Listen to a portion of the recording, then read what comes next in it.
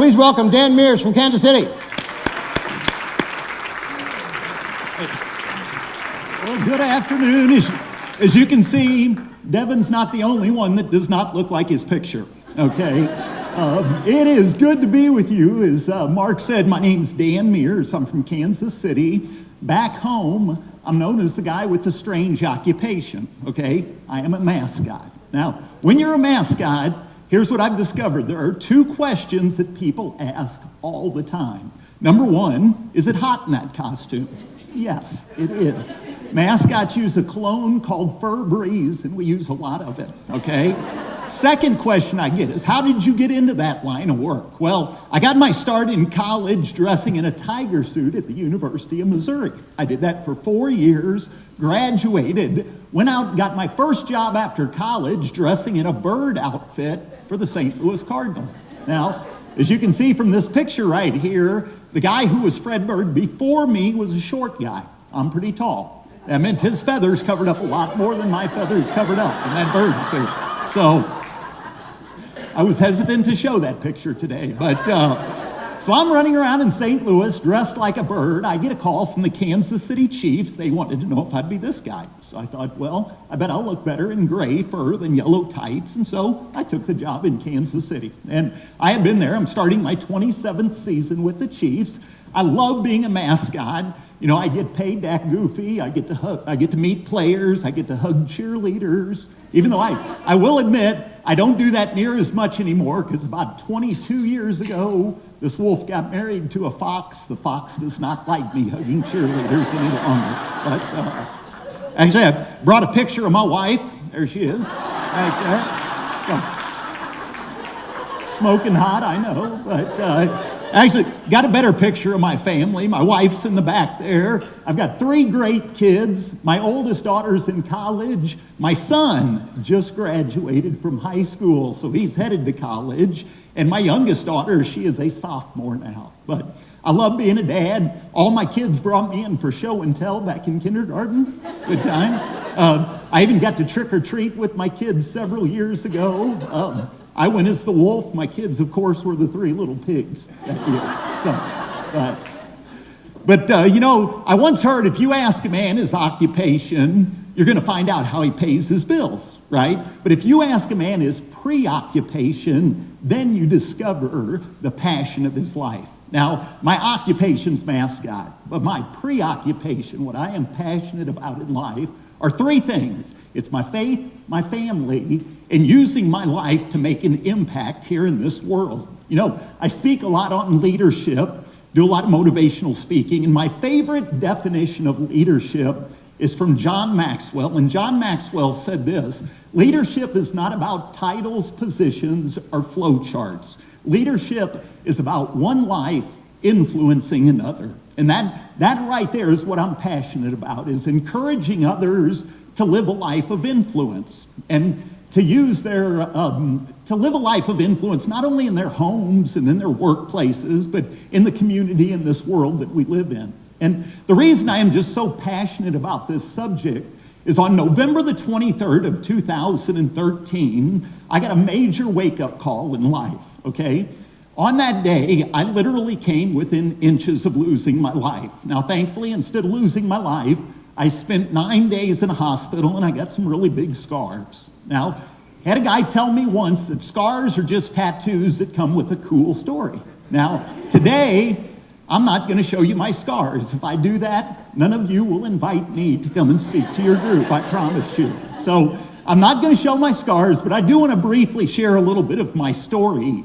What happened to me is I got hurt doing a stunt at Arrowhead Stadium. I was practicing a stunt where I was going to bungee jump and zip line into the stadium. Now, I was supposed to dress up in my suit, jump out of the lights at the top of Arrowhead, supposed to fall for 20 feet, and this bungee cord was going to catch me, bounce me up, and I was going to zip line out over the football field.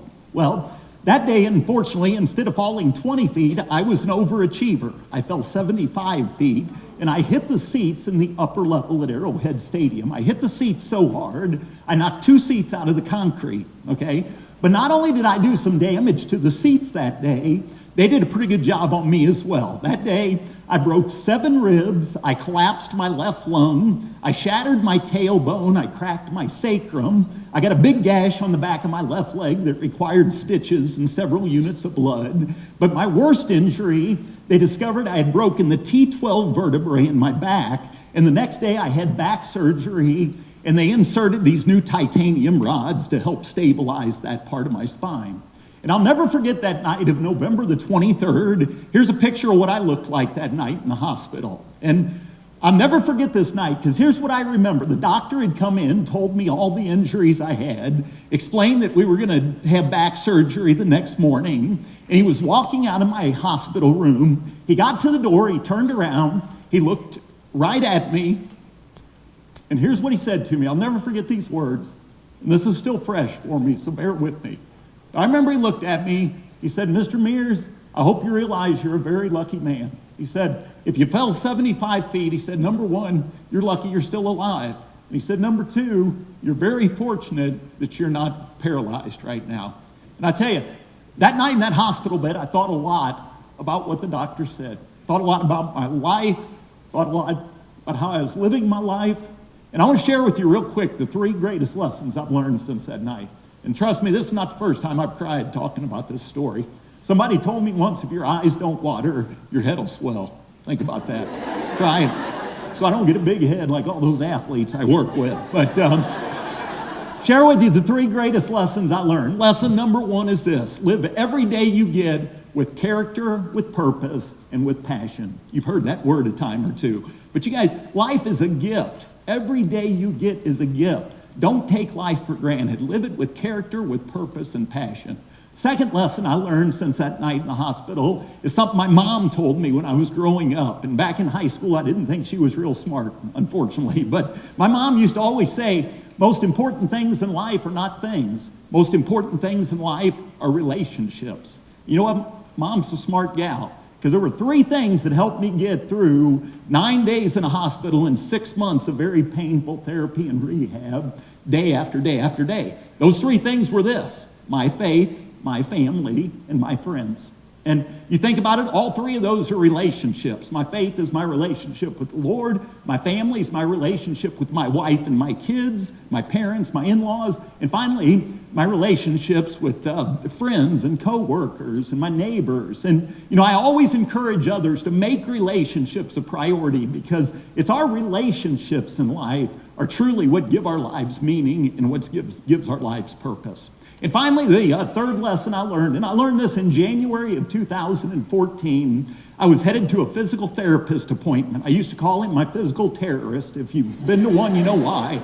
But I'm headed to this appointment. I remember that morning because I woke up in all kinds of pain. I still live with pain. It's no fun. You never get a vacation from it. It gets discouraging. It gets depressing at times. But I remember driving to this appointment, having a pity party. I'm listening to the radio, and the radio personality comes on the radio, and here's what he said. He said, every morning you wake up, everybody's got something to complain about, and everybody's got something to be thankful for. He said, whichever one that you choose to focus on will determine your attitude for that day. And still remember this day. I'm sitting in my car, tears running down my face, and I realized I just learned a really valuable lesson. I learned, yeah, I could complain about my 7 broken ribs, or I could be thankful I had 17 good ones that weren't broken, right? Yeah. I realized I could complain about my collapsed left lung that still wasn't back to normal, or I could choose to be thankful I had 2 lungs, that other one worked just fine. You know, I realized I could complain about all these new scars on my body, or I could be thankful as long as I keep my pants and shirt on like I am supposed to. Nobody gets to see those scars anyway, right? You know, it's not like I'm a Chippendale, I'm a mascot, right? So, you guys, I will tell you, that day I wanted to complain that, once again, I woke up with all this pain in my back, my tailbone, and my ribs. But for the first time since my bungee jump, I actually stopped that day, and I told God thanks for my pain. And by the way, that's hard to do, okay? But I thanked him for my pain because I realized if I couldn't feel pain, I'd either be dead or I'd be paralyzed. Then I thought about that. Death, paralysis, pain. Guess what? I got the best out of the 3. You know, every morning I wake up, I still get to make a choice. Here's my choice. I can choose to rise and shine, or I can choose to rise and whine. Guys, whiners don't make an impact in this world. My challenge to you, be a shiner, not a whiner. Make relationships a priority in your life. Live every day you get with character, with purpose, and with passion. Thank you for letting me share with you. I wrote a book when I got hurt called Wolves Can't Fly, since I proved wolves can't fly. Swing by my table, the more I get rid of, the better gas mileage we're going to get on our way back to Kansas City. So thank you for